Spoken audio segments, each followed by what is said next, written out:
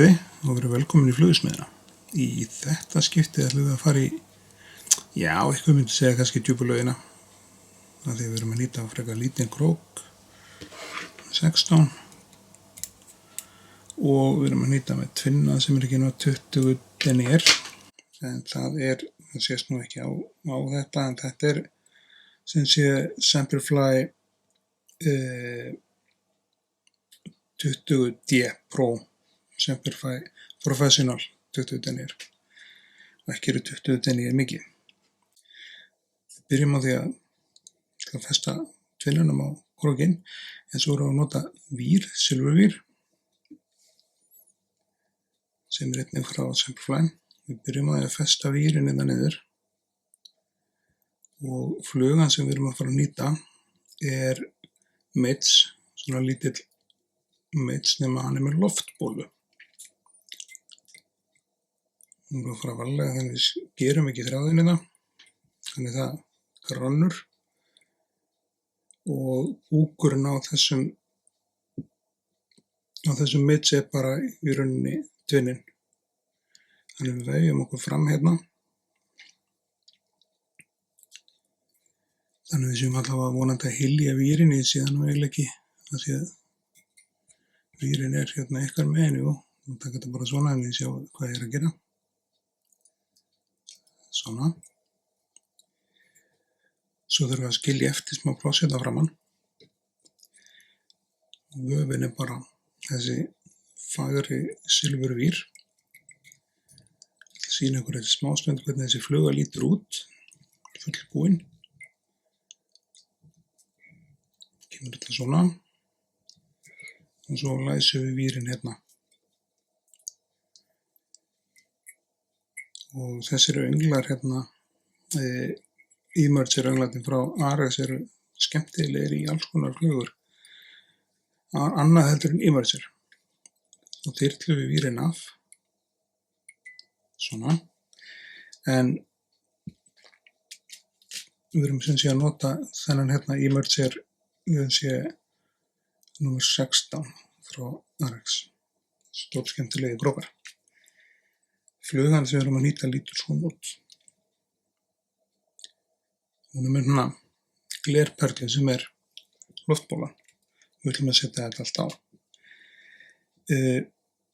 Við byrjum samt á því að taka okkur svarta ull og færa þráðinn aftast, eða bara hérna þessi vírin endar hingað, og við döbbum bara pínu litla þessu. Við þurfum ekki að brota þessar ull hérna.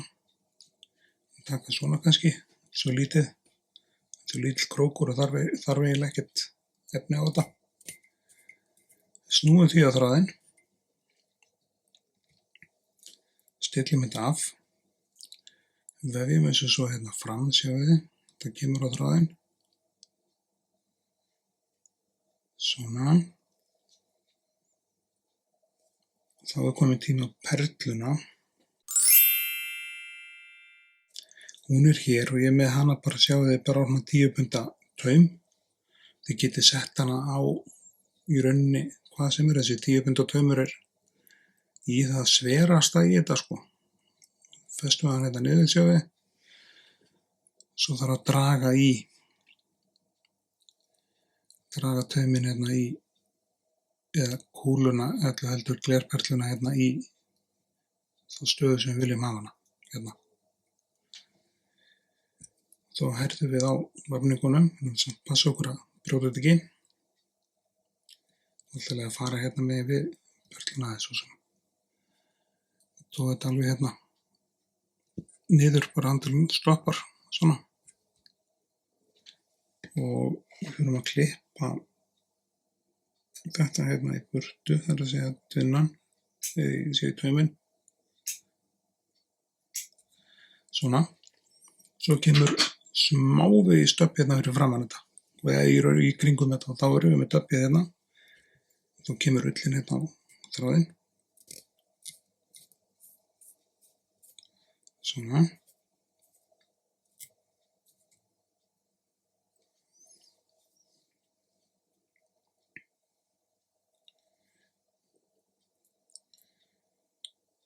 hinum megin við þetta.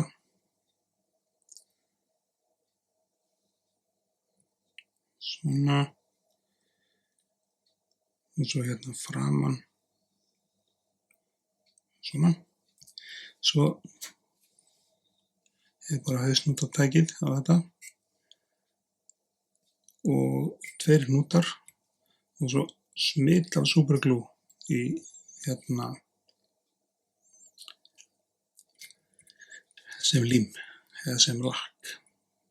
Svona, látum þetta gott heita og kemur á óvart hvað þessi tvinnið er sterkur með að hann sé bara 20 d. Þá er flugan klár nema við þurfum að skella okkur hérna í smá sappagapp til þess að læsa hnútnum. En það er engin lökkun, einhver rokna lökkun á svona pínu litlar pöttur. Einhverju myndi vilja lakka svona. Við erum búin að hitta á akkurat þráðinn og hnútinn. Og það treystum því að það haldi bara og það gerir það. En þá er loftbólupúpan eða mitsið, þetta er svona lítil mitspúpa. Þá er hún klár og við tjekkum, þegar þetta er svona lítið þegar maður alltaf sér þetta, þá tjekkum við að sjálfsögðu á gatinu hérna. Gatið er opið, þannig að þá erum við bara góð. Þannig ég þakka kærlega fyrir áhorfið, þið megið endilega gera áskrifundur á rósinni, lækka og deila vídeóið, en þangað til næst, þá bara sjáumst í hress og gott í næsta vídeói. Takk fyrir.